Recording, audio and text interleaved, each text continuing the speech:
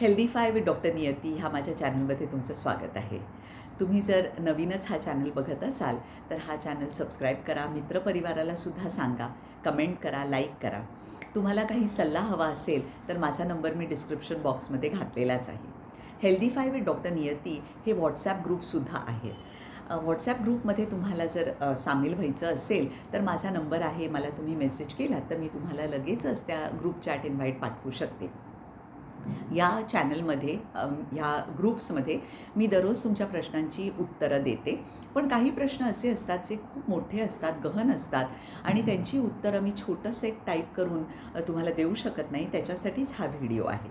आजचा व्हिडिओ खूप मोठा प्रश्न आहे. बायकांच्या समोर असलेली ही एक मोठी समस्या म्हणजे शिळं अन्न. आपल्याकडे शिळं अन्न नेहमी उरलेलं असतं आणि ते शिळं अन्न कसं संपवायचं हा आपल्यासमोर असलेला एक अतिशय मोठा प्रश्न असतो. पहिली गोष्ट म्हणजे शिळं अन्न म्हणजे कधी शिळं होतं ह्याच्याबद्दल मी थोडं सांगते. पूर्वीच्या काळी तुम्हाला माहिती आहे की शिजवून अन्न लगेच लोकं जेवायला बसत असत.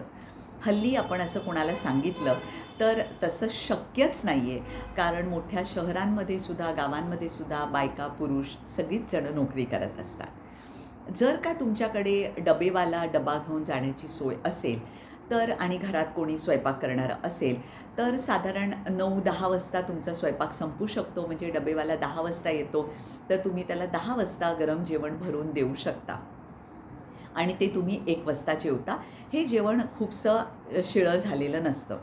सकाळचं जेवण तुम्ही समजा एखादी भाजी बनवलीत आणि ती फ्रीजमध्ये ठेवून दिलीत तर त्याच्यामध्ये एक लक्षात घ्या, ते पाण्याचं जे कंटेंट असतं त्याच्यामुळे अन्न खराब होतं. तर तुम्ही जेवण समजा तुम्ही 2 भाज्या बनवून ठेवत असाल, एक भाजी सकाळी खाणार असाल, एक भाजी संध्याकाळी खाणार असाल, तर संध्याकाळी करायची भाजी अगोदर करून टाका आणि ती चांगली निवळेल म्हणजे त्याला ताटामध्ये घालून ठेवा. ती चांगली गार करा. गार करून झाल्यानंतर ज्या डब्यामध्ये भराल त्याच्यामध्ये तुमची एखादी जुनी जर कॉटनची साडी असेल तर त्याचे छोटेसे तुकडे करून ठेवा आणि त्या डब्याच्या साईडला आतमध्ये त्या भाजीत जाणार नाही असं, पण कॉटनचा थोडासा तरी भाग त्या डब्यात जाईल अशा पद्धतीने तो डबा बंद करा. म्हणजे काय होतं, त्या कॉटनच्या भागाने त्या भाजीमधला जे पाणी किंवा वाफ आहे जी दिवसभर त्या अन्नाला खराब करते, ती हे कॉटनचा फडका अब्सॉर्ब करून टाकेल, शोषून टाकेल आणि त्याच्यामुळे त्याच्यामध्ये पाणी वाढणार नाही आणि ती भाजी तुम्ही संध्याकाळी परत गरम केलीत तर त्याच्यातले जे पोषक तत्व आहेत ते कमी होणार नाही. परत भाजी गरम करत असताना एक लक्षात घ्या की मायक्रोवेव्ह ओव्हनमध्ये गरम करू नका. आज वर्ल्ड हेल्थ ऑर्गनायझेशननी सुद्धा लोकांना सांगितलेलं आहे की मायक्रोवेव्ह ओव्हनचे जे मायक्रोवेव्ज असतात ते तुम्हाला घातक असतात आणि त्यामुळे त्यांनी त्याचं प्रोडक्शनच जितकं कमी किंवा बंद करता येईल असं लोकांना एक हे केलेलं आहे की तुम्ही त्याचं बंद करा, वापरसुद्धा बंद करा. गरम करण्यासाठी सुद्धा त्याचा वापर करू नका. त्याच्याऐवजी तुम्ही तीच भाजी कुकरमध्ये ठेवू शकता, शिट्टीशिवाय गरम करू शकता. सकाळी केलेल्या पोळ्या आता त्यासुद्धा तुम्हाला फ्रीजमध्ये ठेवायची गरज नसते. त्याच्यामध्ये सुद्धा असा एक कॉटनचा छोटासा तुकडा किंवा टिश्यू पेपर आपला जो असतो तो म्हणजे टिश्यू नॅपकिन असतो तो सुद्धा तुम्ही ठेवू शकता. टिश्यू नॅपकिन मी का सांगते नका ठेवू, पण तो विरघळू शकतो. तो जर विरघळून पोळीवर पडला तर तो काढणं खूप कठीण असतं. त्याच्याऐवजी कॉटनच्या साड्या आपल्याकडे असतातच, आपण त्याचे तुकडे करून त्याचा वापर करू शकतो. अशा पद्धतीने असं आपण जेवण आपलं नियमन करू शकतो. त्याच्या पलीकडे तुम्ही जर ताजं अन्नच बनवत असाल, आता अनेक वृद्ध लोकंसुद्धा हा व्हिडिओ बघतायत आणि रिटायर्ड आहेत आणि सकाळी स्वयंपाक करतात, जेवतात, संध्याकाळचा स्वयंपाक वेगळा करतात, तो जेवतात.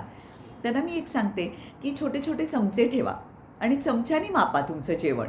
म्हणजे तुमचं जेवण शिळं होणारच नाही, तेवढ्यापुरतंच तुमचं जेवण होईल.